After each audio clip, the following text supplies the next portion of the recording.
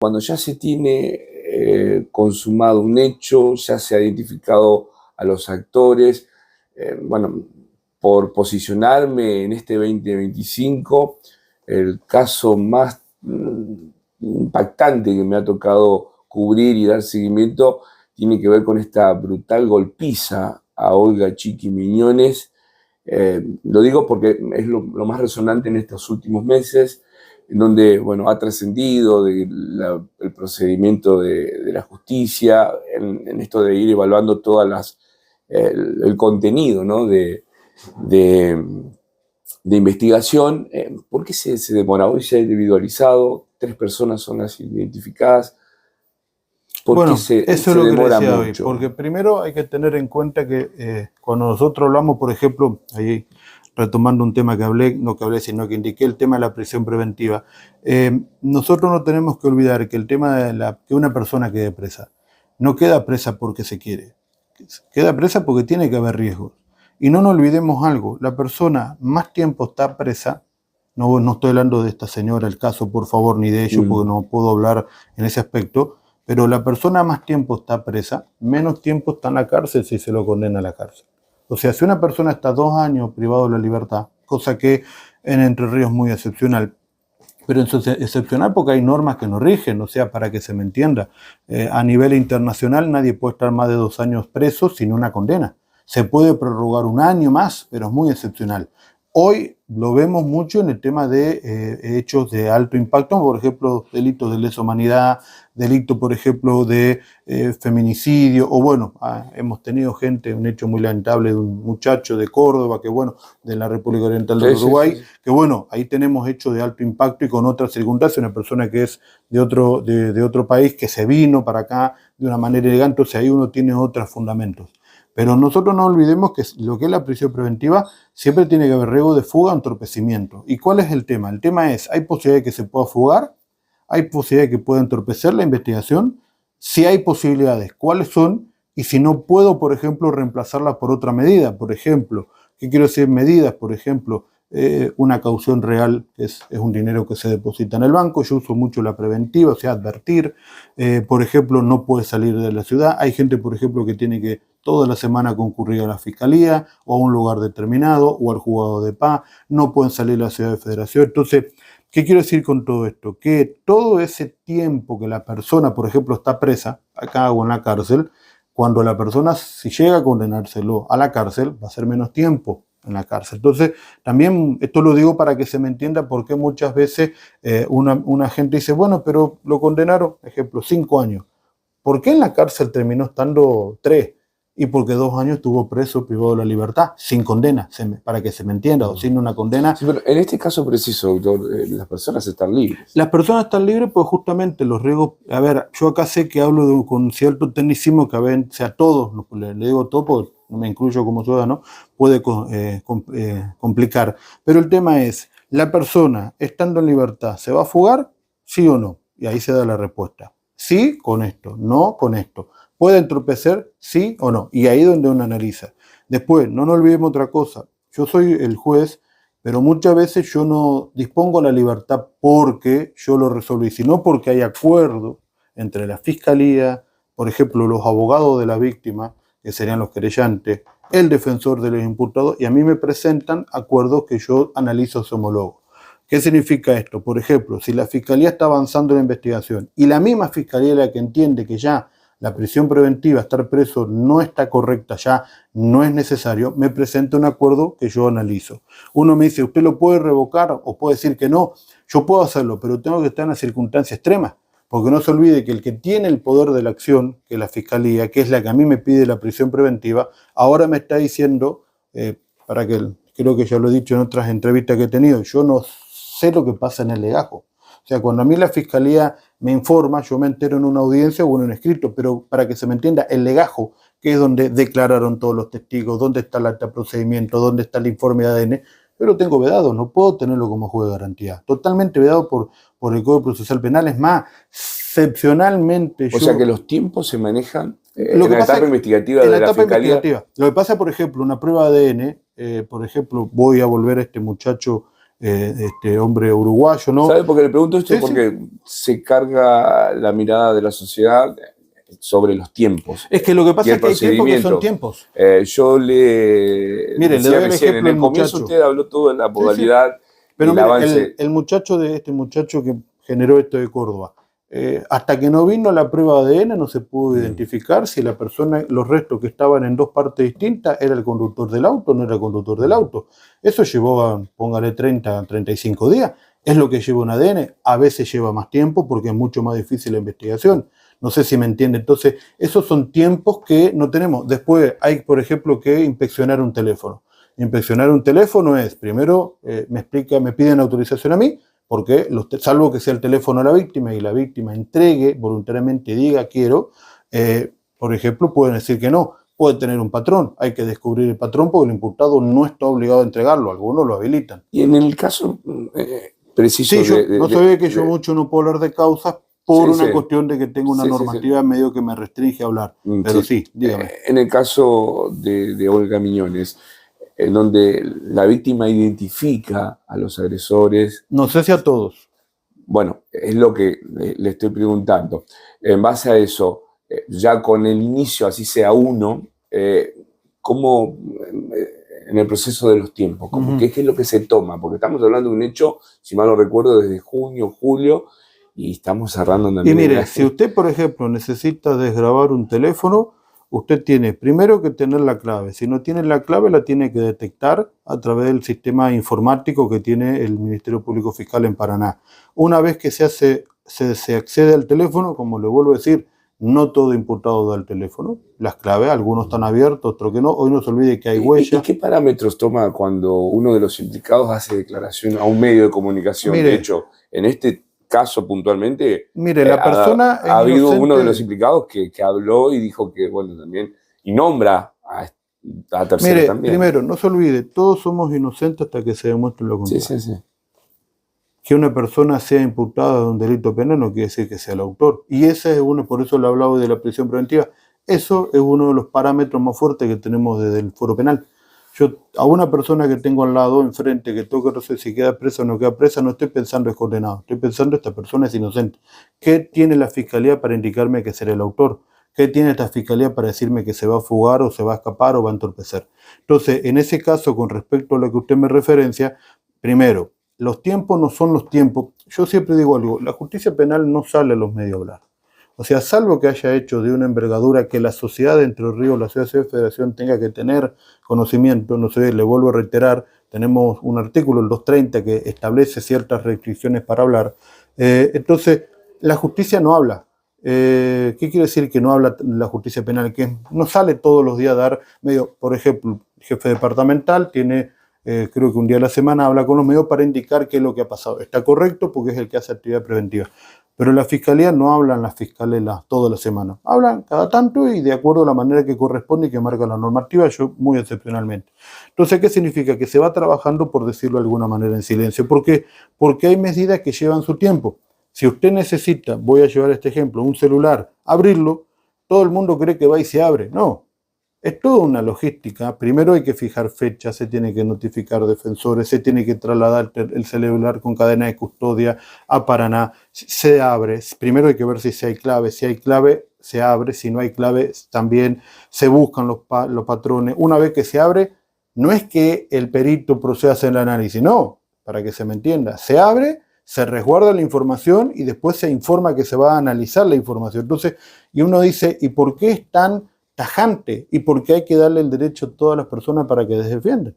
Si las personas, por ejemplo, no se defienden o no tienen el derecho de defenderse, la causa se tiene a caer. ¿Por qué? Porque justamente toda persona que se le imputa el delito tiene el derecho de poder saber cómo se hizo, de qué manera y de qué forma. Entonces, esas son medidas que justamente llevan su tiempo, que llevan un prolongado tiempo y que a veces pueden demorar 1, 2, 3, 4, 5 meses. Y además, usted no se olvide que, y acá yo por eso digo que la causa no puedo hablar, porque no sé cómo está el avance de la investigación. Yo no sé, para que me entienda, si hubo una pericia, se hizo. El perito no hace la pericia en 2 días. lleva su tiempo, usted como periodista lo sabe. Por ejemplo, a nivel nacional nos sirve mucho, se hizo esta pericia, ¿y cuánto llega? 15, 20 días. Pero hay tres personas presas, un ejemplo. Sí, bueno, pero es lo que necesitan los peritos para, por ejemplo, reactivos se establezcan 30 días para que dé el ADN con todo el sistema. Por ejemplo, el tema del teléfono, y es lo que se tarda en bajar la información. Y ahí hay que analizar, pues, por ejemplo, en un caso, un teléfono no es que se analiza por analizarlo, no, hay un juez atrás que dice, bueno, ustedes van a analizar el teléfono entre tal y tal fecha, porque es lo que tengo que yo delimitar. Quiero aclarar que esto lo hago no porque quiero, sino porque hay fallos de la Corte Suprema que dicen, no es que el juez habilite abrir un teléfono y el teléfono se mira lo que se quiera mirar, no, se tiene que mirar lo que se está investigando. Vos encontrás otra cosa distinta, le tenés que pedir al juez autorización para ampliar. Necesitas ir un poco más para atrás, tenés que ampliar. Entonces, esos son tiempos. Además, hay testigos que a veces no se lo encuentran, hay que esperar a la víctima. La víctima puede ser que quiera declarar en un momento, después no quiera declarar más. La idea es molestar lo menos posible a la víctima. Pero a veces se requiere que una persona que haya tenido un hecho como víctima o víctima procesal, que es el nombre que se le dice hoy, él espere un tiempo. Quiero declarar ya, declara, pero se sabe que esa declaración fue incompleta porque emocionalmente no estaba en condiciones, pero quería. Entonces, uno escucha. Hay que esperar un tiempo para ampliar, para mejorar. Surge nueva evidencia. No se olvide que para que la Fiscalía investigue, tiene que hacer lo que se le dice apertura de causa. ¿Me entiende? Bueno, esa apertura de causa, ante una nueva circunstancia, la Fiscalía tiene que volver a hacer una apertura de causa. La circunstancia es, por ejemplo, estoy investigando el hecho tal a tal, pero ahora tengo toda una previa. Esa previa por ahí la voy a tener que investigar. Previa es cómo se llevó adelante el hecho, cómo se diagramó, por ejemplo, para que se me entienda. La Fiscalía tiene que hacer la apertura, la ampliación para ir para atrás, porque si no la hace, eso puede ser nulo. O sea, hay muchas cuestiones de exigencia en el fuero penal, sobre todo, que tienen que ser desarrolladas con, no digo con tranquilidad, pero con un control, porque si no se cumple, ¿cuál es el problema? No se cumplimentan las medidas y se puede caer. Entonces, si usted no hace bien una pericia de celular, no notifica la fecha, no notifica el día del análisis, no notifica las conclusiones, se puede caer la pericia y esa pericia es capaz lo único que hay para poder unir y cerrar todo esto. ¿Y cuando el material es fílmico? Lo que pasa es que ahí hay otro procedimiento para bajarlo, porque primero la gente cree que con lo que vio en un Facebook sirve. No. A ver, primero, ese Facebook hay que demostrar que no fue creado por alguien en forma fake news, para que se me entienda. Entonces, ¿qué es lo que se hace? Se le da intervención a lo largo no correspondiente. El primero que interviene normalmente es investigaciones, que sí, pues investigaciones lo que hace es, y va mirando el Facebook, el Instagram, por ejemplo, y va desarrollando y avisa. ¿Qué es lo que significa? Le avisa a la Fiscalía, que lo que me entienda, no es que le llama por teléfono, sino que elabora los informes y la Fiscalía, por ejemplo, obtiene la evidencia. Entonces de ahí hay que pasar al área técnica de informática, determinar de dónde viene, de quién fue. A mí, por ejemplo, un pedido de allanamiento me llegarán las capturas que se hacen, por ejemplo, no sé, vamos a un caso rápido, una persona que exhibe un arma de fuego en Facebook. Esa imagen es actual, es de hace un mes atrás, de hace 3 años. Sí, pero cuando la persona habla y acusa, lo que pasa y es que parte de un hecho ahí como no se olvide algo, él se está defendiendo. Sí, por eso. Y ahí hay un artículo del código que dice que el imputado declara en la declaración de imputado. O sea, el día que se defiende es el día que ante la Fiscalía o ante mi persona, de acuerdo a una flagrancia, la persona se defiende. Después, si la persona habla en otros medios, ahí la Fiscalía lo que hace es evaluar si lo que está informando es de utilidad o está diciendo cosas simplemente, voy a decirlo de esta manera y entre comillas, para despegarse. Y ahí lo que se hace es, se analizan las citas que dice el imputado. ¿Qué significa la cita? Es lo que dijo el imputado. ¿La Fiscalía tiene elementos para seguir esa corriente que está diciendo o verdaderamente son meras expresiones para que dice toda persona que se está defendiendo? Entonces, ¿qué quiero decirle? Y que ahí juega también la responsabilidad del medio, ¿no? Lo que pasa es que, ¿sabes lo que pasa? El tema del medio es que el cuidado del medio es, primero, si se va a hablar de cuestiones de menor edad, que eso es una de las cosas que tiene que cuidarse. Si se va a hablar de una persona de extrema vulnerabilidad, por ejemplo, una mujer que es mayor de edad pero que está en una situación de indigencia, entonces hay que también extremar, porque ¿para qué es la nota? Para que, por ejemplo, el municipio tome conocimiento de la persona y se la asista, ¿o para qué? Por eso usted verá que cuando hay un menor desaparecido está la cara. Cuando la menor o el menor es ubicado, la cara desaparece. ¿Por qué? Porque es la idea de que la gente tome conocimiento. Entonces, si a una persona usted le dice, yo quiero tener el derecho de réplica, para decirlo de alguna manera, Sí, sí. usted tiene la facultad de hacerlo en vivo o tiene la facultad de editarlo para evitar inconveniente. ¿Cuál es el problema del vivo? Y el problema del vivo está ahí, que puede dar información que termine perjudicando la investigación o no. ¿Dónde está la otra? Si la persona habla de una manera incorrecta, la fiscalía puede encontrar elementos y decir, mire, señor juez, está entorpeciendo, pido la detención y me puede pedir la preventiva. ¿Me entiendo? O sea, por eso también es que la persona tiene derecho a hablar, o sea, el imputado tiene derecho a defenderse, a decir, pero al momento que declara en los medios, su declaración la evaluará la fiscalía. Yo no puedo evaluarlo porque lo vuelvo a decir, yo no estoy a cargo de la investigación y capaz lo que él está diciendo a los medios, lo llevo al caso que usted me dice, lo dijo en la declaración de imputado. Claro. O sea, lo mismo que le dijo a usted, uno va, no digo que pasó, quiero que me entienda, porque yo no vi la declaración de imputado, eso es lo que quiero que me entienda. Porque cuando acá yo los escucho, en la preventiva, normalmente el imputado no declara. O sea, la fiscalía que dice, señor juez, tengo este hecho, Claro. esto es lo que hay para Sí, decirme que sería el autor. Para entender, o sea, más que nada que la audiencia tome lo principal, el procedimiento investigativo y en esto de moderaciones de tiempo, el gran porcentaje es fiscalía quien...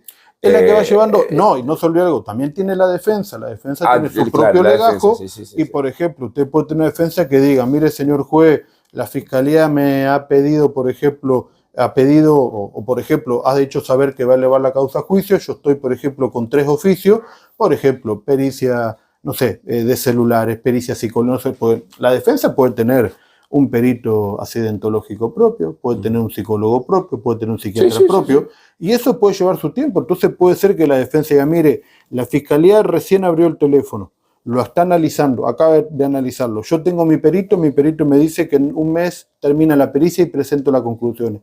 Le pido al señor juez, por ejemplo, que es un mes lo que tengo que hacer. Y uno no puede coartar esa situación. Por supuesto, me dice un año. ¿Y por qué necesitas un año para terminar esto cuando el perito, por ejemplo, de fiscalía o el de los órganos del Estado, por ejemplo, lo hizo en 2 meses? ¿Me entiende? O sea, pero esos son los tiempos. Entonces, y los tiempos están dados por la actividad probatoria que tiene que desarrollar cada parte, actividad probatoria que tenga relación con el hecho. O sea, por ejemplo, si se va a inspeccionar a una persona físicamente, ¿y cuál es el fin? O sea, ¿para qué lo van a revisar corporalmente un médico o un psiquiatra si, por ejemplo, es un hurto que no lleva una pericia? No, mire, la persona tiene una situación de adicción. Bueno, visto. ¿Cuánto tiempo lleva? Un mes, listo. Entre psicólogo, psiquiatra, bueno. ¿Me entiende? Entonces, esos tiempos dependen de la prueba. Hay prueba. Yo le digo evidencia, pues para nosotros evidencia, prueba en el debate, quiero que me entienda, porque es donde se la ve. Sí. Pero hay evidencias que tardan días, hay evidencias que tardan más tiempo. Hay evidencia, por ejemplo, que pueden llegar a demorar tiempo, por ejemplo, los tiempos de la víctima. Usted tiene una víctima que, por ejemplo, habló del hecho, lo comentó a la fiscalía, y la fiscalía tiene que hacer una rueda. Y, por ejemplo, la víctima no está en condiciones de hacerle el reconocimiento en rueda, y capaz tiene que esperar 15 días, 20 días, un mes, 2 meses. ¿Por qué? Porque tiene una situación psicológica. Y en este caso preciso, hipotéticamente, tomando como parámetro, fallece la víctima, y se tiene un avance en la investigación. Y ahí están las medidas anticipativas que le decía, si hay un riesgo, puede haber riesgo que la persona fallezca todos los días, quiero que me entienda. O sea, usted camina en la calle y puede tener un accidente de tránsito, manejando una moto. Se habló mucho de esta señora que tuvo que recurrir al hospital en reiteradas oportunidades. Pero ahí le vuelvo a reiterar, ahí ya es una evaluación de la fiscalía en los riesgos que tiene. Por eso, si usted tiene una persona, por ejemplo, hubiera un hecho muy lamentable, que tiene cárcel fulminante, y lo que le dicen es 3 meses de vida, y esta es una persona que es testigo de un hecho, usted tiene lo que le decía hoy de entrada, anticipo probatorio. ¿Qué significa? Señor juez, esta persona va a fallecer, mira, acá tengo certificado, viene. Claro. Sí, entonces, ¿qué es lo que hace el juez? Se presenta delante de la persona, o sea, el tribunal se traslada donde está la persona, y con el defensor, la fiscalía, la querella, se hace la entrevista que sería en el juicio. ¿Qué es lo que se hace hoy con la Cámara Gesell? Que también ha sido un gran avance, que yo de entrada lo gestioné, que era que en la Ciudad de Federación se haga la Cámara Gesell. ¿Qué significa que se llama la Gesell? Todo chico que tenga que declarar o chica no tenga que trasladarse hasta Concordia como era antes. Sí, ahora se está haciendo acá. Gestiones que yo inicié con el superior, posteriormente las continuó el doctor Giorgio en la municipalidad, a través del intendente Bravo, y ha conseguido un lugar exclusivo donde toda persona que tenga que declarar bajo esa modalidad, pues por ejemplo podría declarar a una persona con discapacidad, Por ejemplo, en el caso de una mujer también, mayor de edad, está lo que se llama entrevista videofilmada, que se podría hacer también en ese lugar, el 302, como le digo yo, porque es el artículo. Pero, ¿qué quiere decirle? Hoy, por ejemplo, usted tiene esa en cámara Gesell, que se hace acá arriba, justo arriba mío, que yo la autorizo, quiero que se me entienda. Porque digo yo, pues la tengo que autorizar yo por una normativa, salvo que haya acuerdo de parte. Eso que se hace no se vuelve a hacer nunca más en principio. Entonces, lo mismo se puede hacer en caso de persona mayor edad. Puede haber un anticipo probatorio donde las partes le pregunten todo lo que le tienen que preguntar a la víctima y eso después se reproduce en el debate. Por eso le digo, los tiempos, yo sé que a veces la gente dice, sí, pero son tiranos porque se lleva tiempo.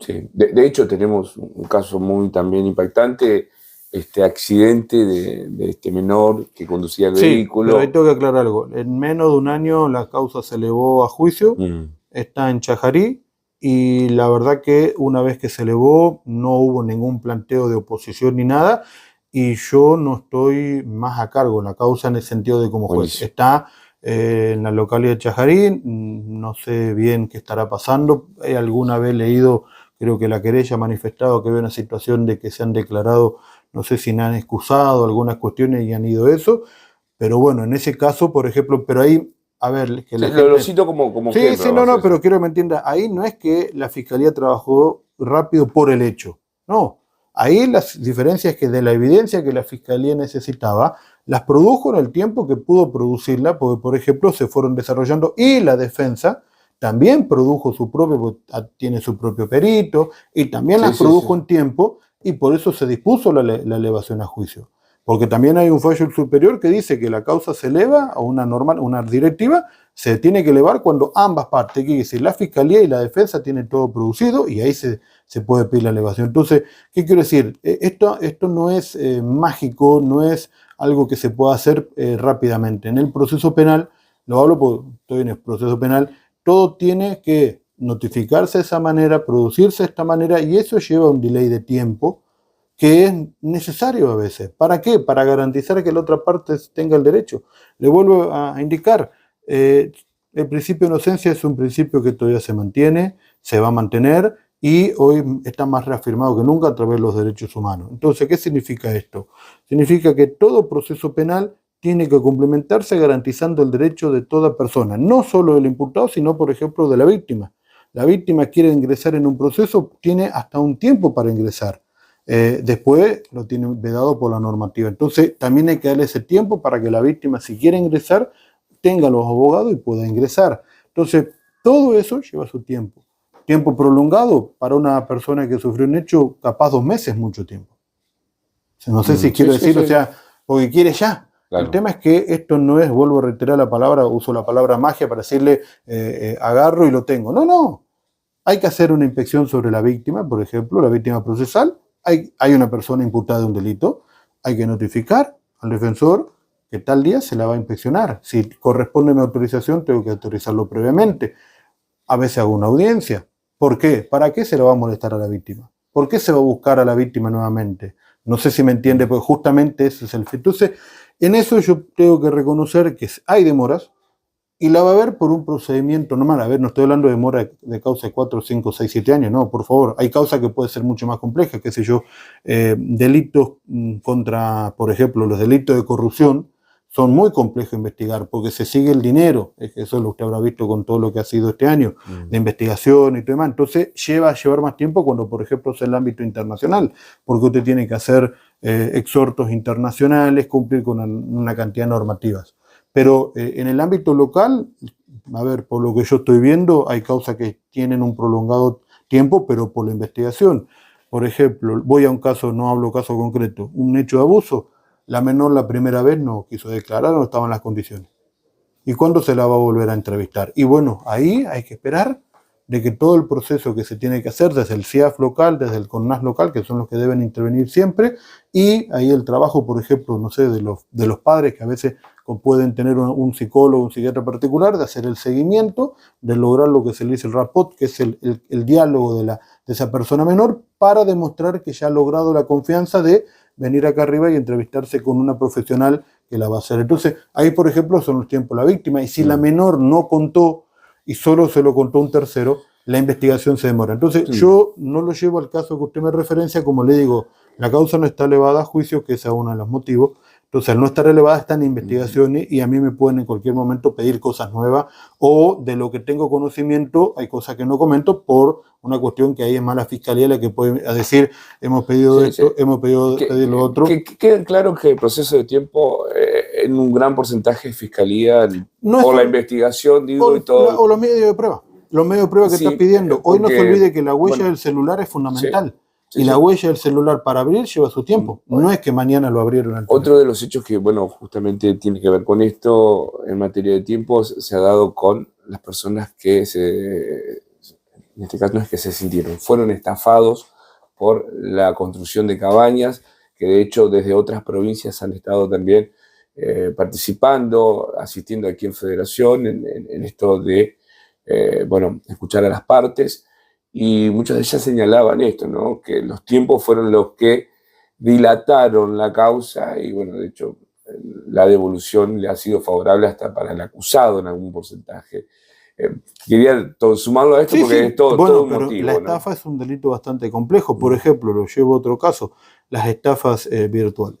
Por ejemplo, hoy la Corte Suprema lo que dice es competente el lugar donde se dispuso el dinero. Usted dice, y en una estafa virtual, donde llegó el dinero, o sea, a la cuenta donde está registrada en la ciudad, y ese dinero se distribuyó. Y por ejemplo, hay hechos que muchos de los lugares que está habiendo un conflicto es en Córdoba, por ejemplo, y técnicamente hay muchas estafas que pueden suceder acá, Concordia y Tolemá, pero si el dinero se fue a una cuenta de Córdoba, un ejemplo para que me entienda, una cuenta de Córdoba que impactó en un banco en Córdoba y de ahí el dinero fue retirado, por ejemplo, del cajero o se disparó y se distribuyó en gran cantidad de cuentas, todo eso que mandó la Corte. La causa se tramita exclusivamente en Córdoba. La Corte Suprema ya dijo que no somos competentes.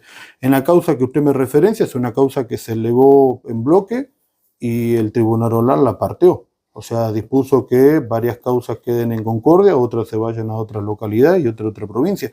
También ahí generó una demora. También hubo un tema de que las causas se empezaron a investigar en otras localidades y cómo se manejó el principio de que hay un fallo del superior, que el imputado vivía en esta ciudad y acá estaba su defensor y acá habían sucedido hechos, todas las causas se mandaron para acá. Pero cuando la causa se elevó, el Tribunal de Concordia dijo que no, se partió y los volvió a devolver. Entonces, esas son cuestiones también que a veces que los tiempos no acompañan, pero por una cuestión propia de resoluciones judiciales. Pero cuando la causa, a ver, creo que llegó acá, o que yo me acuerdo que tuve conocimiento porque se declaró la incompetencia y yo la acepté, creo que no sé si en menos de un año y pico, la causa se elevaron a juicio, algunas con tiempo atrás que no habían denunciado. Pero también no nos olvidemos algo. Hasta ahora lo que no tendría tiempo de prescripción, que no sé cómo se evaluará mucho más adelante, serían las cuestiones de abuso. O sea, el abuso es un hecho horrible, pero que por el momento empezaría a correr a partir de los 18, si fue siendo menor, pero hay una cuestión ahí que indicaría que sería imprescriptible, cuestión que calculo en algún momento será planteada por defensores, o sea, quiero que me entienda, desde el 2017 para acá serían imprescriptibles. Antes tienen lo que se le llama la ley Piazza, que era a partir de los 18, y antes de la ley Piazza, que es 2011, se maneja el criterio del famoso causa y la raza, que es la causa de la Corte, que la Corte lo que habló es una cuestión respecto a los plazos, pero puede ser declarado inconstitucional por la Corte. Entonces, ¿pero por qué hago referencia a esto? Porque lo demás, los hechos empiezan a prescribir de la misma manera que el resto, por eso hablé de los abusos. Los abusos tienen hoy un tiempo procesal distinto, pero el resto es 2 años, que es el mínimo, hasta 15 años con hecho de perpetua. Entonces, ¿qué quiero decir con todo esto? El tema es cuando una persona sufre un hecho penal, si no denuncia en tiempo y forma, empieza a correr el plazo. Y una vez que denunció el plazo vencido, la Fiscalía no puede hacer nada. Y además, si hay una metodología de hecho, para que se me entienda, la Fiscalía... En este caso, cuando las personas ya son reincidentes, ¿no? En hechos Sí, pero constantes. reincidente no nos olvidemos, nosotros no tenemos reincidencia de la capital federal. O sea, No, más que nada teniendo en cuenta en el proceso de hechos, ¿no? ¿Me es entiendes? que ahí son inocentes. Porque a veces uno va tomando y dice, no, pero ya estuvo involucrado en tal causa, estuvo involucrado en... ¿Cuántas veces? ¿Pero está condenado? Claro. Ahí En está. Buenos Aires, o creo que no sé si es Buenos Aires o la Justicia Federal, creo que la ciudad de La Cava lo tiene, está lo que es reincidencia que sería cuando una persona tiene varias conductas que han tenido una imputación y eso generó ciertas privaciones de la libertad durante tiempo, no, eso se lo está utilizando como un elemento de decirle, pará, voy a decir esta palabra, pero para que la entiendas, Sí, sos peligroso porque has tenido ahí está. una conducta. Entonces, en ese caso, te vamos a dejar privado de la libertad porque sos peligroso. Esto lo uso entre comillas para que la gente se me entienda. En Entre Ríos eso no existe. No hay esa normativa que a mí me diga, robas, perdón lo que voy a decir, que Sí, es muy sí, sí. vulgar. Robaste 10 veces, porque robaste 10 veces, te dejo preso hasta que las causas se eleven, capaz un año. No, esa normativa en Entre Ríos no existe.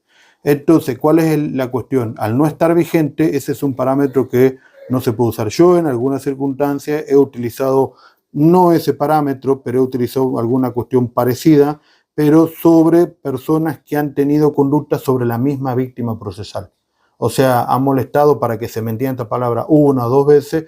Entonces ahí he reaccionado en el ámbito, por ejemplo, privado de libertad, diciéndole, no, tú has tenido esta conducta, has sido reiterante hacia la misma víctima. En este caso estoy observando lo que sería un entorpecimiento. ¿Por qué? Porque la persona que no debe entorpecer la estás molestando. Y ahí he dispuesto, y creo que la Cámara creo que sí que ha confirmado eso, pero no bajo esta reiterancia, quiero que me entiendan. ¿Por qué? Porque el problema de la reiterancia es que si somos todos inocentes, por tener conductas penales que no sabemos si van a llegar a ser delitos, o no olvidemos, nosotros hablamos de delito, pero delito es el día que hay una sentencia firme.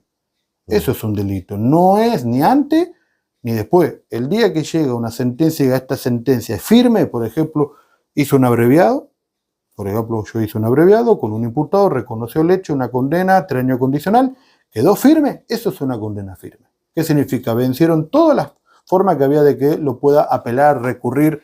Eso es una sentencia firme. Entonces, lo demás somos todos inocentes. Y ese es un principio que garantiza la tranquilidad de la sociedad, de que uno dice, bueno, pero a mí me acusa, yo lo hablo, quiero meter en derecho penales, por Sí, sí, favor. sí, sí, sí, sí. Porque algunos dicen, no, fuero civil, no, No, fuero no, penal claro. no está esa inocencia, son otros trabajos, o otras las normas que se usan, o las palabras.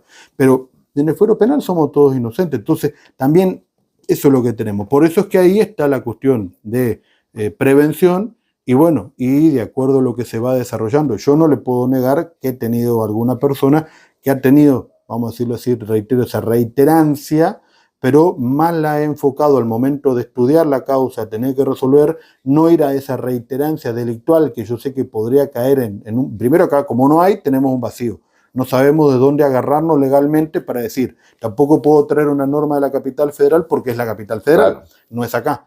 Entonces yo lo que he llevado era analizar si está hacia la misma actitud, hacia las presuntas víctimas de las causas que ha tenido, y al observarlo ahí he ido hacia ese foco como un entorpecimiento, y de esa manera, por ejemplo, disponer prisiones preventivas o imponer medidas más severas, por ejemplo, en ese ámbito. Pero eso también es algo que tener en cuenta. La reiterancia, vamos a decir esa palabra, no es algo que está regulado. Yo no digo que se tenga que regular, porque ahí ya depende del Poder Legislativo, depende del gobernador, de que o no se olvide que toda ley que sale, el gobernador tiene que hacer su decreto, pero puede vetarla también, por ejemplo. Entonces, ya eso es un trabajo que más se requiere de mayor profundidad, sobre todo por una cuestión de ver si está dentro de una posibilidad procesal, tanto de la provincia, de poder regular la reiterancia como una norma de privar a una persona bajo una multiplicidad de conductas delictivas que hacen entender a la persona que es peligrosa. Cuando usted no se olvide que desde el Fuero de Salud Mental peligroso desapareció, estamos con un riesgo inminente para sí y para terceros, y todavía en el Fuero Penal mantenemos peligrosidad, pero porque no se ha reformado lo que es el 34, inciso primero del Código Penal, que es el tema de la insanía, cuando se habla de la peligrosidad de la persona. Pero, o sea, yo tengo Sí. peligrosidad en el 34, pero cuando voy al tema de salud mental, por ejemplo, me dice que no es más alguien peligroso, sino que es riesgoso para sí o para terceros. Eso también es algo. Y en eso, ¿qué se toma como parámetro? Por ejemplo, en el caso de Olga Miñones se habló de una persona involucrada que había estado privado de la libertad. Eh, Algunos también trascendidos llegaron a entender de que esta persona no estaba en sus cabales por momentos, no sé si bajo efecto o algún consumo de algún estupefaciente, pero en definitiva, separando el hecho en sí, ¿qué se toma a la hora de bueno, tomar una decisión para juzgar a una persona con indicios de problemas de salud Y mental. primero, entre todas las pericias.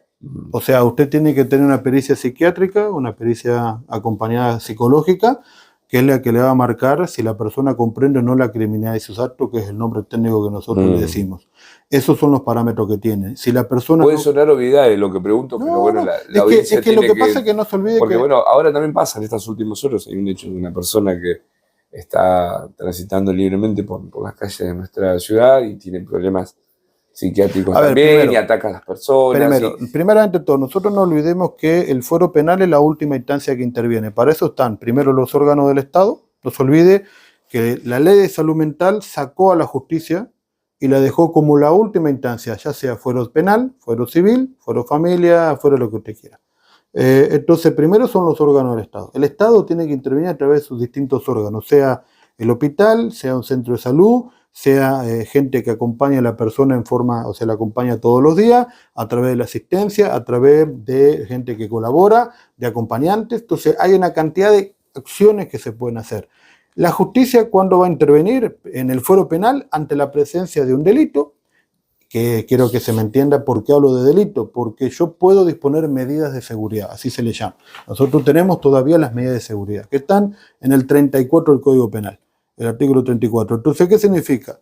Que yo como juez, para poder disponer una medida de seguridad, que una medida de seguridad puede ser una internación en un lugar de salud mental, o puede ser un tratamiento ambulatorio, que en ese caso, una vez que lo disponga, la persona queda a cargo del juzgado de ejecución de penas. O sea, el juego de ejecución de pena, que ahora hay uno en Concordia, ya hace varios años a cargo de todos los aneos, él se encarga de todo lo que es esa cuestión. Pero, para ir con la idea, pero, ¿qué es lo que se hace? Se hace es, primero, usted tiene un juzgado, no sé si hoy lo hará juzgado familia creo que hace el tema de discapacidad, cuando a una persona se le incapacita, familia creo que hace las internaciones.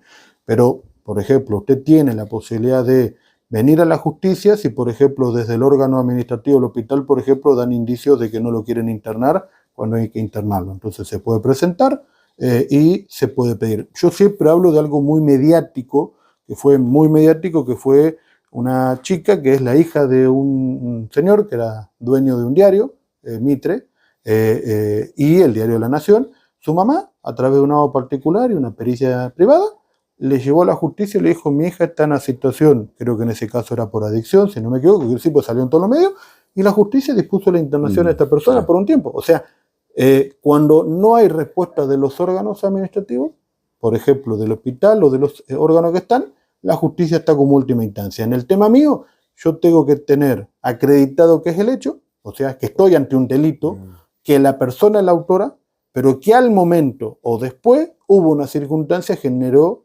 que lo incapacita. O sea, podía venir de antes, podía ser al momento del durante. Por ejemplo, voy a llevarlo a un caso extremo, le dieron un palazo en la cabeza y eso lo generó, por ejemplo, una hemorragia y hoy está vivo, pero perdió toda lucidez, o una situación posterior que me indica a mí que psiquiatra y psicológicamente no comprende. Entonces lo que hago es disponer una medida, por ejemplo, que ya he dispuesto con algunas personas, en este sello ya he dispuesto medidas, algunas han sido convalidadas por la Cámara de Concordia, Tribunal Oral, donde he dispuesto la internación en un instituto que, por ejemplo, ahí se consulta, no es que lo dispongo yo, se consulta al órgano de salud mental cuál es el lugar más apropiado para esta persona y se lo traslada por un tiempo concreto.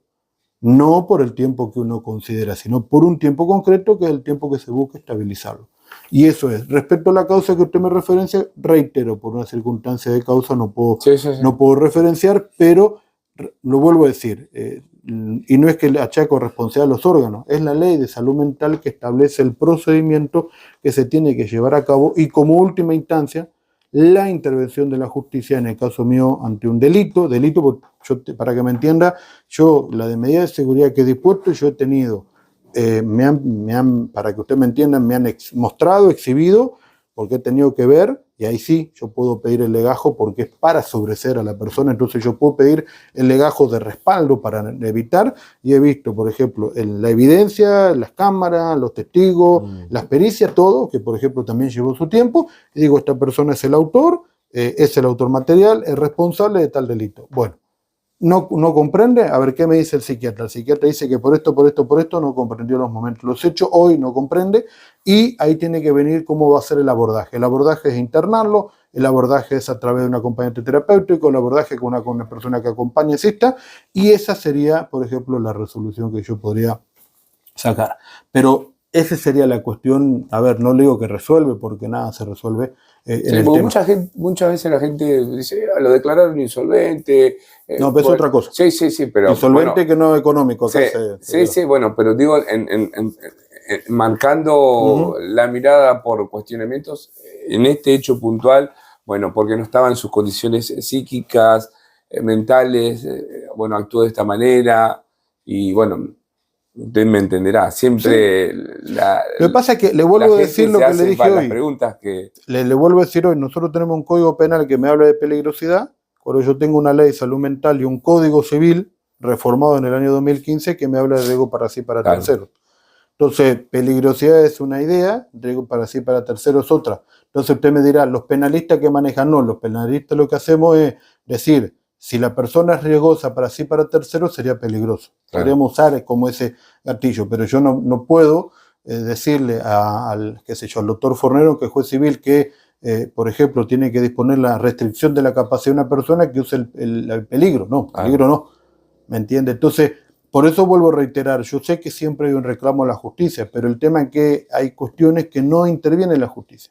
Pero no porque no querramos, sino porque justamente la norma se ha ido hacia otro ámbito y le ha dado la responsabilidad directamente a órganos del Estado. Claro. Por el tema, por ejemplo, el CIAS y el CONAS son órganos que deben intervenir ante cualquier menor conflicto con la ley, o, por ejemplo, todo el mundo cree que es ley penal. No, un chico que, por ejemplo, no va al colegio, el CIAS con el CONAF, quiero aclararle que directamente es el CONAL que tiene que tener por la ley. Nosotros tenemos un fallo del Superior Tribunal donde ante una situación del CONAF con el CIAS, el Superior dijo, a ver, el órgano primordial de Entre Ríos es el CONAF. Puede delegar ciertas cosas al CIAF o a las áreas municipales, pero el área más acá, lo que se creó en Entre Ríos es el CONAF. El CONAF podrá delegar, pero es el CONAF que tiene que tomar, por ejemplo, si va a retirar los chicos que están en riesgo con los padres, por ejemplo, están en situación de extrema vulnerabilidad. Sí. Bueno, es el CONAS que tiene que pedir las medidas protectorias. Le podrá asistir el CIAS, pero el CONAS. Entonces, ante cuestiones de menores, siempre un chico que no va al colegio, el CIAS debe tomar intervención. Un chico aparece lesionado en el hospital, el CIAS es el que tiene más allá. Quiero aclarar que va a ir la policía, que va a intervenir, va a ir la comisaría de la minoridad de aquí, pero es el CIAS el que tiene que tomar intervención, pues justamente la 26061 lo que hizo fue sacar a la justicia para que sea el Estado el que se encargue de intervenir, y una vez que el Estado está interviniendo, le da participación a la justicia diciendo, por ejemplo, tengo un hecho penal, chico que lo lesionó, por ejemplo, no sé, un hombre, una mujer mayor de edad, bueno, ahí interviene el CIAS con el CONAS, con la comisaría, y le dará intervención al juzgado de paz, que es el que tiene competencia de familia, y a la fiscalía, y ahí se irá determinando cómo se irá a proceder. Pero no olvidemos eso, o sea, la justicia en algunos aspectos está limitada a su intervención porque requiere la intervención de órganos previos. Y esos órganos previos son los que deben cumplir sus roles conforme a lo que sucede. Después, si no lo cumplen y al final tiene que tener justicia, bueno, ahí cada uno sabrá lo que tiene que responder. Pero le vuelvo a reiterar, por eso capaz es complicado, porque venimos de una historia de años que siempre justicia. Pero no, la justicia va a intervenir, está. Pero eso no quiere decir que tiene que tomar una cuestión, por eso existe la mediación penal. La mediación penal es conflicto, por ejemplo, entre vecinos, para dar un ejemplo rápido, y está justamente para evitar que la fiscalía le diga, bueno, a usted le voy a imputar tal delito. A usted, porque imagínese que en eso tendríamos todo el mundo, y perdón que lo diga así, pero todo el mundo imputado de todo juicio. Entonces, ¿para qué está la mediación? Como una salida alternativa a los fines justamente que ese conflicto que fueron de bajo impacto, o sea, no fueron conocidos por nadie, fue algo que pasó entre las personas, que no son hechos graves, que no me entienda, insultos posibles, por ejemplo, amenaza en una discusión, por ejemplo, y la otra persona se sintió, bueno, la mediación tiene todo un proceso que ahora, por ejemplo, ya se empezó a trabajar la mediación de menores. Por ejemplo, ya se empezó a ver el tema de hacer mediación penal con menores o hacer una mediación con menores, justamente ¿para qué? Para evitar la intervención de la justicia. Porque una vez que la fiscalía imputó un delito, o es probation, abreviado, sobreseimiento, o te sentás en un debate oral y público. No hay otra alternativa en este momento. Entonces, por eso que están esta salida alternativa. Y yo reitero, porque entiendo la sociedad, pero hay veces que la justicia no es que tiene que mirar a un costado. Mira, pero tiene que esperar. Quiero aclarar, no estoy hablando de un homicidio, no estoy hablando de abuso. Sí. O sea, acá... Por eso hacía la comparación. Por un lado, lo insolvente en hechos, digamos, que rozan hasta lo comercial. Lo que pasa es que lo comercial, intereses, y por otra parte, la complejidad de una persona con problemas, ¿no? O al menos... Por eso le digo, a ver, si una persona con ciertos problemas mentales comete un hecho que sería un delito, eso no quiere decir que no se le puede detener, eso quiere decir que no puede estar alojado en el hospital por un tiempo, es decir, un control de horas, para ver si están las condiciones para un traslado. Yo, por ejemplo, tengo facultad... Y si hipotéticamente, bueno, no se dan las condiciones en el proceder local, digamos, no hay un espacio físico acorde para esta persona con problemas. Bueno, yo tengo que siempre se habla del hospital, ¿no? Como punto de referencia. Sí, bueno, para eso están a ver, yo tengo lo que se llama la internación provisoria, que es cuando una persona no está en condiciones, puedo, no por voluntad mía, sino a pedido de la Fiscalía o de las partes, que lo he dispuesto en alguna medida, en algunas causas, trasladarlo a otro lugar. Normalmente, ante una persona con problemas de salud mental, adicciones, psiquiátrico, lo que hace es el hospital es el que tiene las herramientas más rápidas para contactarse con los lugares donde pueden recibirlo y hacer las consultas para ver si los pueden recibir. Entonces, ahí el hospital tiene dos posibilidades. O directamente el hospital lo traslada o pide la autorización a la justicia para trasladarlo, por ejemplo, porque la persona tiene una causa penal. Puede usar cualquiera de las dos alternativas. Por eso le digo, el factor de salud mental acá es el hospital. El hospital puede no contar con todas las herramientas, por supuesto que puede no contarlas. Porque hay instituciones que, si bien cada día hay menos, pero hay instituciones que están más capacitadas. Entonces, lo que hace es como voy a decirlo así, una contención rápida, pero si las personas que están observando esto, los profesionales de medicina, lo observan y ven, esta es una persona que no puede ser estabilizada en forma correcta porque necesita un tiempo más prolongado, es el mismo hospital que puede, por ejemplo, en caso de menores, le da intervención a juego civil de familia, puede trasladarlo, haciendo saber a la justicia que está trasladando a una persona que tiene conflictos, por ejemplo, con su mente. Porque no se ve que ahí también corre la ley, porque si el hospital traslada y es involuntario, ahí sí empieza a intervenir la justicia. ¿Por qué? Porque viene a través de sus órganos correspondientes. ¿Pero por qué? ¿Esta persona está bien o está mal internada? Yo lo llevo y lo cuento como historia. ¿Por qué sale una ley de esta manera? Y por la cantidad de veces que uno recuerda haber visto en la tele investigaciones de gente en otras provincias que estaban olvidadas por su familia por tener problemas psiquiátricos. Entonces, ¿qué hizo, por decirlo así, el legislador? Estos son seres humanos, no importa si tienen un problema o no tienen un problema. Son seres humanos que deben ser protegidos y resguardados. ¿Quién tiene que intervenir? El órgano del Estado, que es lo que se busca. Pero si alguien no está en sus condiciones y tiene que ser trasladado a esto que se llamaría internación involuntaria, no cuenta con la voluntad suficiente para poder decir quiero que me internen, ahí sí tiene que dar aviso en horas, quiero que me entienda, para que la justicia tome conocimiento, empiece a evaluar la internación, le dé intervención a salud mental, que está en Paraná, que es un organismo que desde Paraná va controlando y baja directiva, y se va viendo si esa internación involuntaria corresponde. Se hace un control a los días, después se hace un control a los 30, a los 60, así se va haciendo el control. Por eso es que, porque el fin es que una persona no esté toda la vida internada. Claro. La idea es que la persona, cuando tiene esta situación, a ver, lo manejo con el poco conocimiento, si bien he hecho capacitaciones del Instituto del Verde obligatoria y todo lo demás, pero no hago la cotidiana, quiero que se me entienda, no lo hago todos los días. Pero ¿qué es lo que se busca? Que la persona, si no está en condiciones de poder tener las herramientas para poder asistirse a sí mismo, empieza a través del hospital darle las herramientas para que pueda asistir por otra persona. Si eso no se logra, cuando se lo traslada, no se lo traslada para que esté internado toda la vida, se lo traslada para estabilizarlo, o sea, la situación que le está quejando se lo estabilice a través de darle psicofármaco, lo que corresponde. Igual la ley habla que lo último que se le tiene que dar es psicofármaco, porque se tiene que buscar alternativa. A veces es necesario, por ejemplo, el cuadro psicótico que la persona presenta, se puede lastimar a sí mismo y a tercero, eso sería lo riesgoso para la persona o para tercero. ¿Y qué es lo que se hace? Una vez que se estabiliza, se trata de cambiar su conducta para que pueda lograr todas las herramientas asistenciales, psicológicas, psiquiátricas, para que pueda esa persona llevar una vida lo mejor posible. ¿A través de qué? A través de un plan que se le da a la persona para el acompañamiento.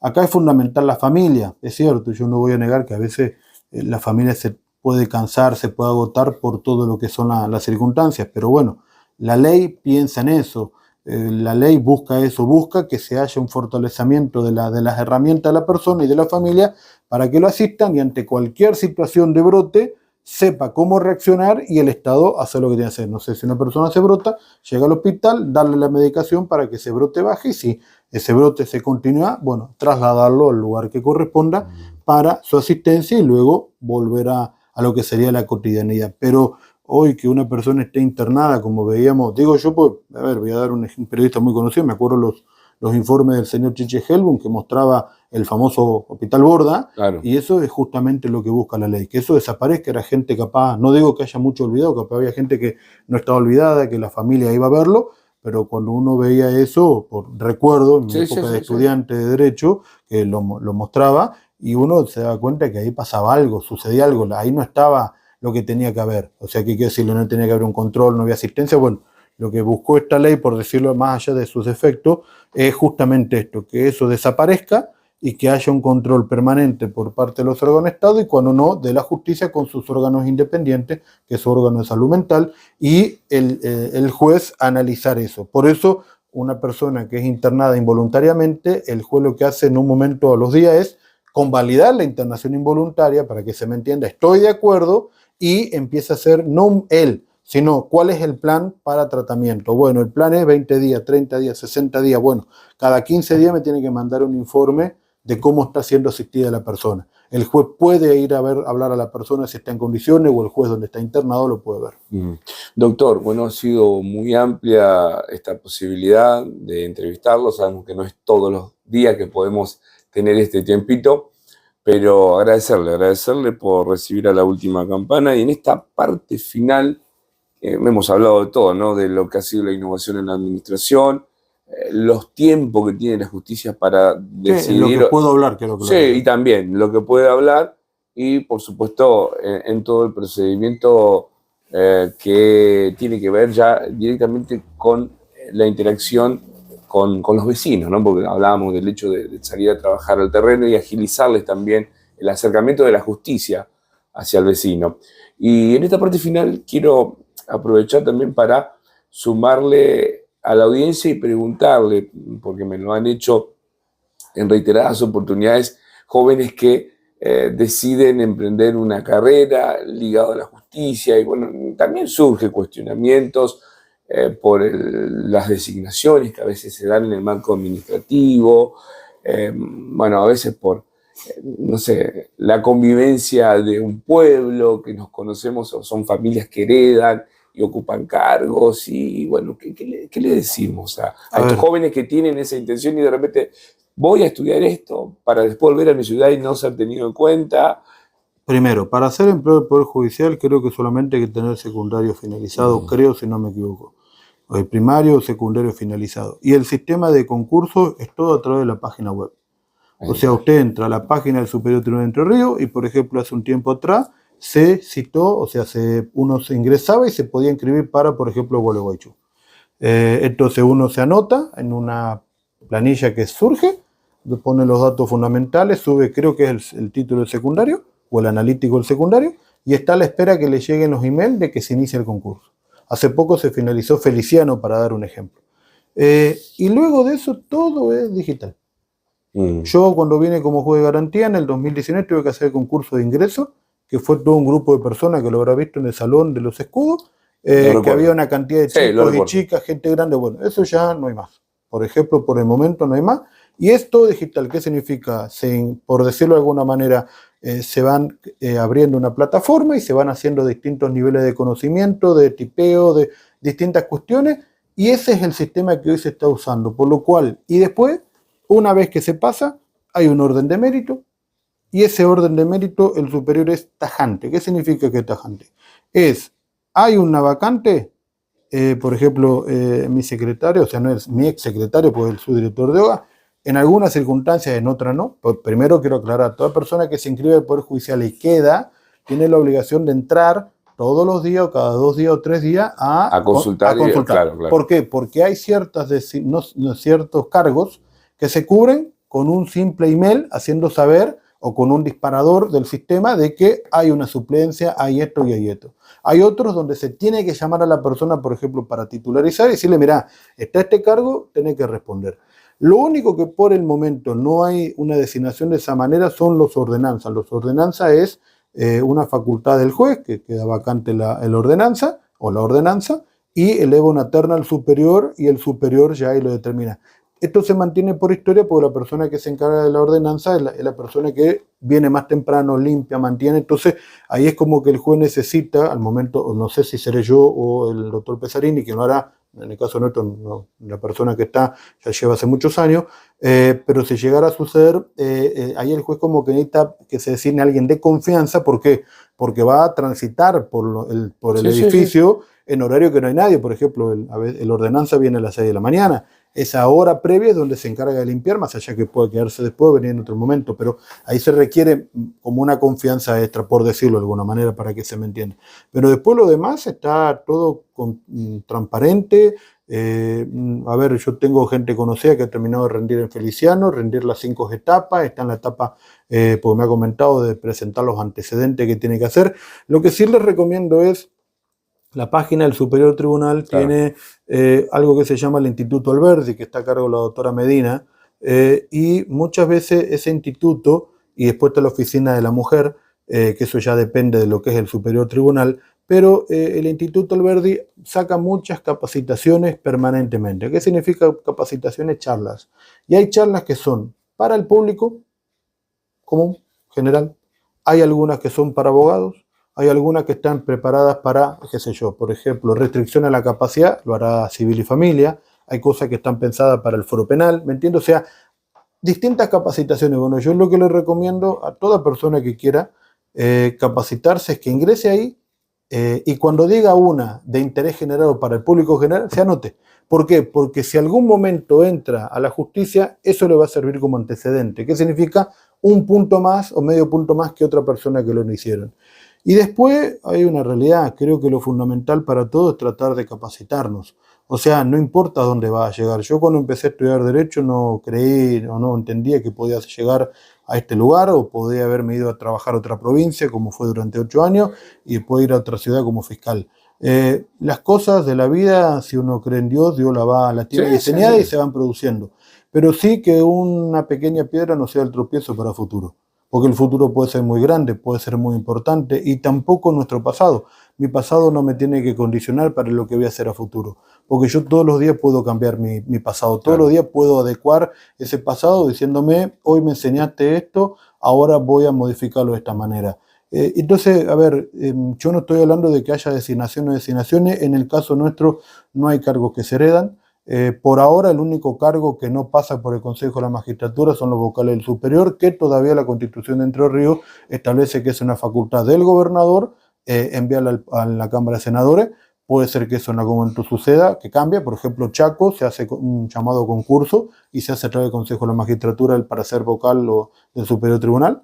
Entonces, ¿qué quiero decir con todo esto? Que nada de eso sea algo que a mí me condicione para lo que puedo hacer.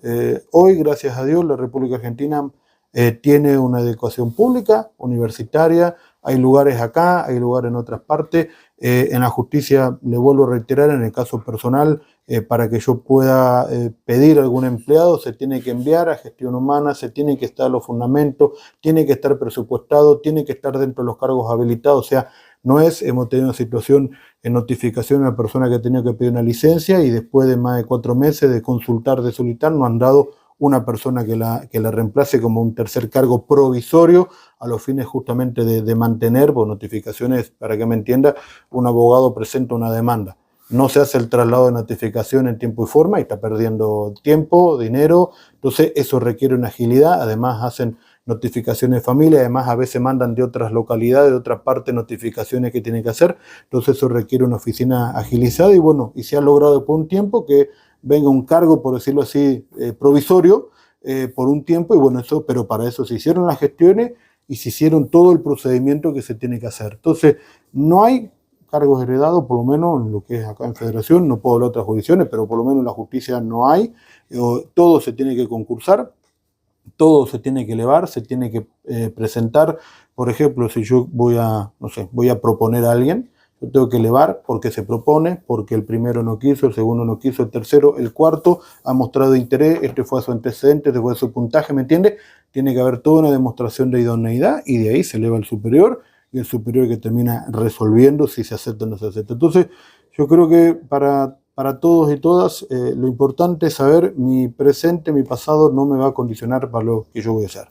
Si quieren entrar en la justicia, hay muchas posibilidades, hoy es virtual, es mirar la página del Superior Tribunal de forma permanente, ya ahora no por una cuestión de que estamos fin de año, no va a haber llamado concurso, pero va a haber concursos, se van a abrir, el listado se van achicando, las personas van cubriendo. No se olvide que una persona de acá se puede presentar para Paraná.